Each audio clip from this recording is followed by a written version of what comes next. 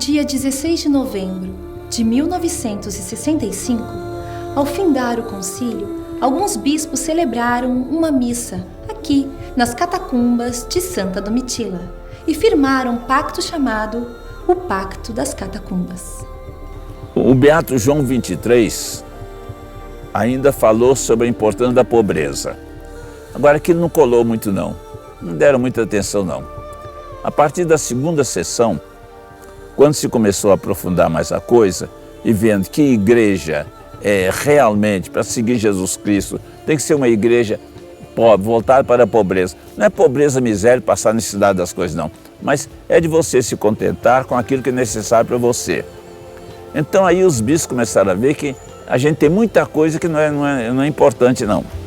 E no final dos 4 anos, um grupo de bispos quis celebrar nas catacumbas.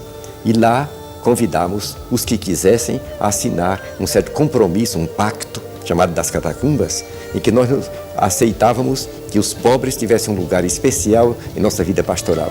E eram cerca de 500 bispos que assinaram o pacto das catacumbas. Eu participei dessa celebração e ali se tomou um compromisso, pelo menos daqueles bispos assim, com a sua preocupação e a sua atividade em torno do que os pobres podem fazer para sair daquela situação. Não era só o problema de fazer para, mas é o fazer com, e fazer com que ele possa tomar também coragem da transformação da sociedade. Esse grupo, então, se reuniu e tomou um compromisso. A igreja dos pobres, né? Uma igreja não só que vai ao pobre, mas uma igreja que se desveste dessa atitude de poder, de dominação, até nas próprias vestes, nas próprias, até falava até uma residência, meio de transporte. Aí os bispos, os pastores tinham que participar da vida do povo, ser mais simples com o povo. Que o bispo fosse mais humano, que ele às vezes se vestia de tantas coisas que era difícil descobrir quem era bispo dentro daquilo. Foi um negócio que provocou na igreja uma mudança muito grande.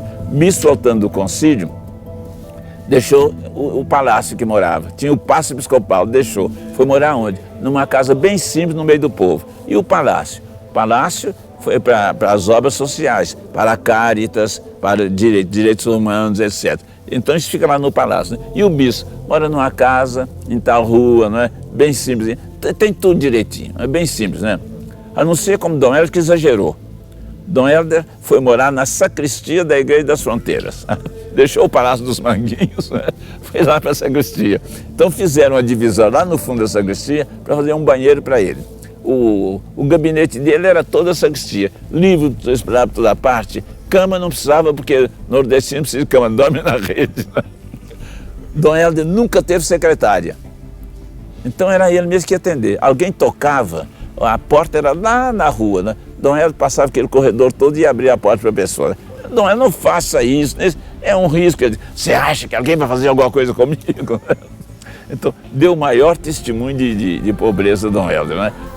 A igreja é dos pobres, senão não é a igreja de Jesus Cristo. E, no entanto, não houve ainda o concílio dos pobres. Houve o concílio da modernidade.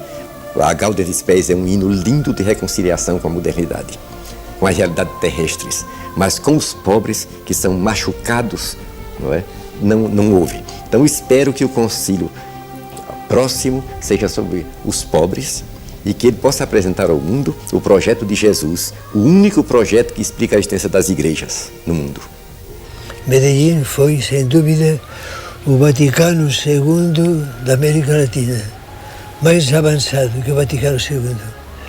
Porque no Vaticano II a opção pelos pobres foi de uma minoria quase clandestina, comandada por Dom Helder Câmara. Medellín fez a opção pelos pobres. Medellín fez a opção pelas comunidades. Medellín fez a opção pela militância a partir da fé.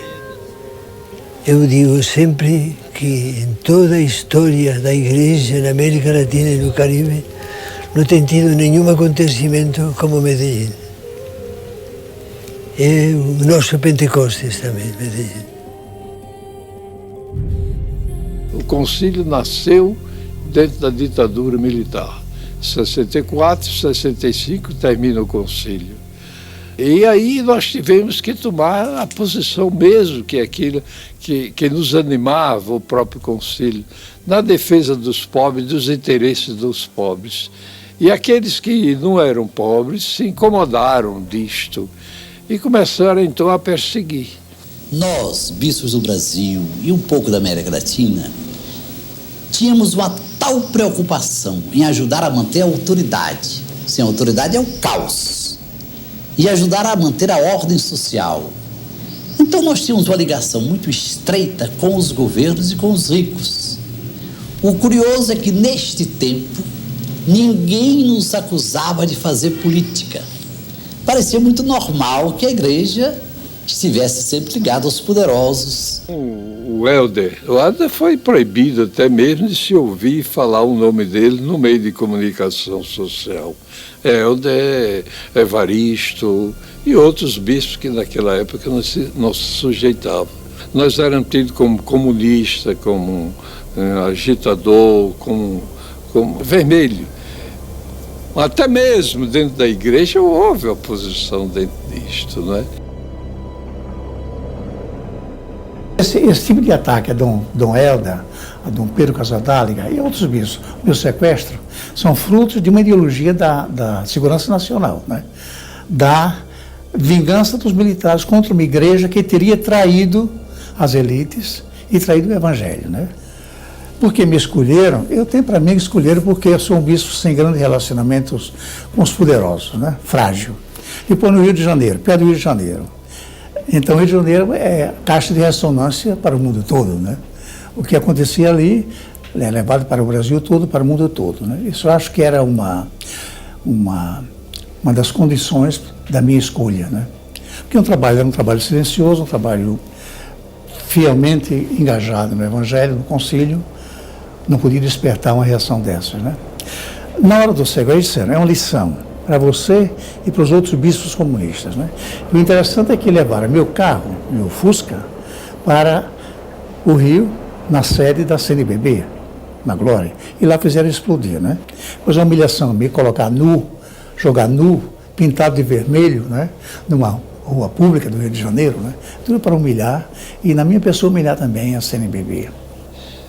Agora, essa iniciativa da ficha limpa, isso é uma denúncia de que o nosso Senado, a nossa Câmara está cheia de ladrões, está cheia de criminosos.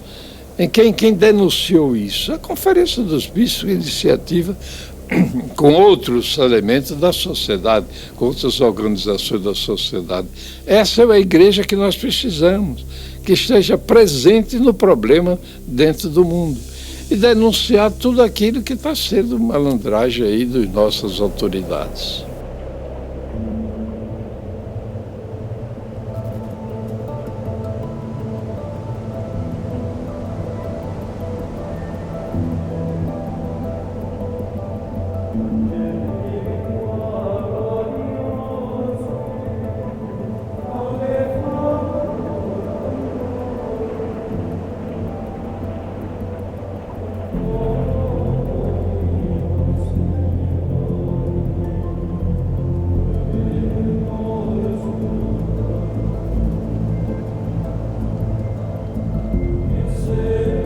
Eu vi a renúncia de Bento XVI, foi do ato de humildade, ao mesmo tempo de coragem, né? Porque não é fácil deixar assim um posto tão importante na igreja e no mundo, mas sobretudo que eu admirei muito, e acho que a grande coisa, ele deu uma demonstração de amor à igreja profundo. Ele diz com todas as letras que não estava com condições de vigor físico e espiritual para aquele momento da igreja. Um gesto de humildade. E ele renunciou por quê? Ele viu que agora ele não tinha condições de enfrentar os grandes problemas da igreja. Problemas que existiam, mas que agora só vieram à tona. Problema do dinheiro do Vaticano. Problema da pedofilia. Um caso ou outro se sabia, mas veio que o negócio estava tão espalhado assim. Então o homem viu na idade dele e no contexto de vida dele, que ele sempre foi um intelectual, ele viu que estava muito pesado para ele. Então o fato de renunciar, quem está ali naquela posição, realmente foi um gesto maravilhoso para a igreja. Essa maravilha continua com a eleição do sucessor dele. Que, ó, você vê nas pesquisas, ninguém falava em Bergoglio, né? Ninguém falava, né? E vinha um homem que não é da Europa, é aqui da América, né? O Papa é argentino, mas Deus é brasileiro. Então, esse homem começa de uma maneira assim, tão simples, né? Na hora que ele está fazendo a primeira apresentação lá, estão apresentando, o Papa foi escolhido, ele pede a bênção do povo, para rezar por ele, né? E não fica sozinho. Até hoje ele não foi para o palácio, onde é que fica, continua lá naquela Santana, né? Naquela casa, onde ele ficou hospedado e os outros também ficaram hospedados. O Papa sempre ficou sozinho, tomou as refeições sozinho. Esse não, está lá com os outros, né? O Papa tinha sempre as atitudes, tinha um negócio todo arrumadinho. Esse chegou lá, já está usando um sapato diferente, a simplicidade dele. Depois a maneira do contato com o povo. Ele tem tomado umas atitudes que têm provocado uma reação negativa da parte de muitos que estão pensando numa igreja, aquela igreja como eles conheceram, né? Em que o Papa é tudo, etc, etc. Esse homem, por exemplo, na Quinta-feira Santa, lavou os pés de 2 mulheres. No meio dos 12 apóstolos, tinha 2 mulheres, né? E uma delas muçulmana, né? Quer dizer, é um negócio. Aí logo um teólogo disse que não é possível, o Papa não podia fazer isso. Jesus Cristo não lavou o pé de mulher nenhuma. Nem sei se Bergoglio conhecia o pacto, né? Acho que é uma primeira coisa, porque não, em muitas igrejas não foi difundido, não foi assumido como uma herança do concílio. E eu penso que é uma das heranças mais importantes e foi a primeira recepção. 15 dias antes de terminar, os bispos já disseram, nós vamos receber o concílio nessa linha, né? Mas eu digo assim, ele, talvez mesmo sem conhecer o pacto, ao assumir o nome Francisco e declarar publicamente que ele pensou no nome quando o cardeal Umes o abraçou e disse, não se esqueça dos pobres, e ele diz, me veio na mente o nome de Francisco por causa dos pobres. E se a gente lê a Evangelii Gaudium, ele dedica como a primeiro horizonte essencial da igreja a opção pelos pobres. E ele tem feito com muita clareza gestos nessa direção. Então eu penso assim, ele faz parte de uma herança dentro da igreja que o Pacto das Catacumbas soube colocar à frente, tornar viva, e que se transformou na opção pelos pobres da igreja latino-americana. E aí sim, Bergoglio vem dessa corrente da igreja latino-americana atenta aos mártires, aos pobres e à luta pela justiça.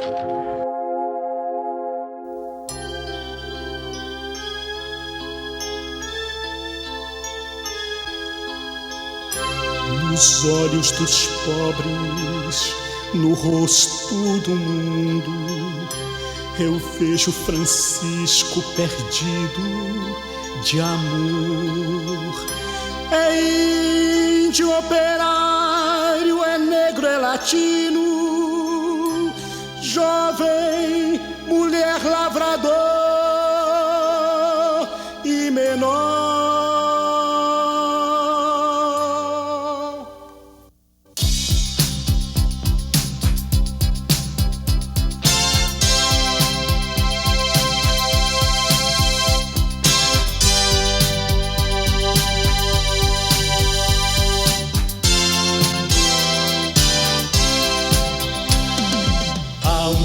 Só paixão, grito e ternura, clamando as mudanças que o povo espera.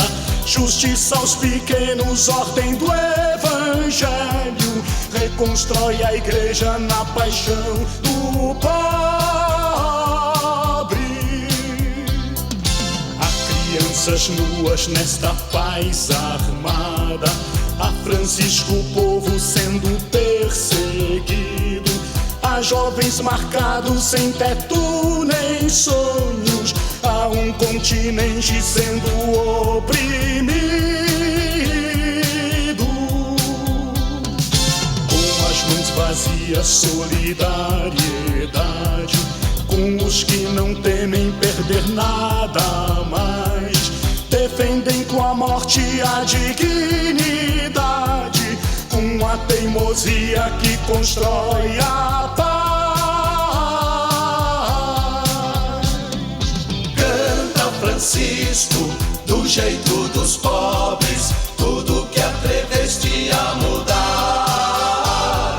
Canta novo sonho, sonho de esperança, que a liberdade vai chegar. Canta Francisco, com a voz dos pobres, tudo que atreveste a mudar. Canta novo sonho, sonho de menino, novo céu e terra vão chegar.